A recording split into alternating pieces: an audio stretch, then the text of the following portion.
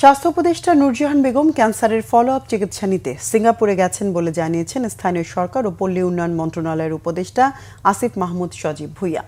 তিনি আগে থেকেই ক্যান্সারে আক্রান্ত জানিয়ে আসিফ মাহমুদ আরও বলেন, হঠাৎ করে চাইলেও ক্যান্সারের মতো জটিল রোগের চিকিৎসক পরিবর্তন করা যায় না, তাই পূর্বের ধারাবাহিকতায় তার এই সিঙ্গাপুর যাওয়া বলেও উল্লেখ করেন তিনি।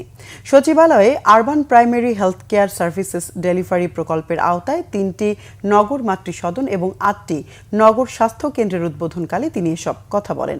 উপদেষ্টা আরও বলেন, চিকিৎসার জন্য বিদেশ নির্ভরতা কমাতে চীন সরকারের অনুদানে দেশেই বিশেষায়িত হাসপাতাল হবে। এছাড়া কমিউনিটি ক্লিনিকের স্থবিরতা কাটাতে সরকার দ্রুত উদ্যোগ নেবে বলেও জানান আসিফ মাহমুদ সজীব ভুইয়া।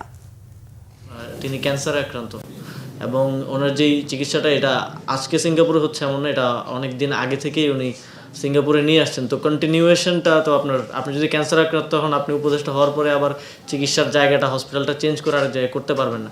তো আমার মনে হয় এটা একটা মানবিক বিষয়, এটা মানবিক জায়গা থেকেই দেখা উচিত। চিকিৎসার কন্টিনিউয়েশন এক হসপিটাল থেকে আরেক হসপিটালে নিলে এটা অনেক ইমপ্লিকেশনস আছে, আপনারা এটা অবগত আছেন।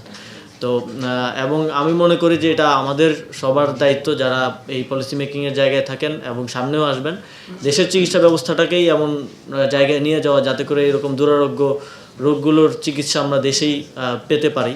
ইতিমধ্যে আপনারা জানেন এই বিষয়ে অন্তর্বর্তীকালীন সরকার অনেকগুলো উদ্যোগ নিয়েছে।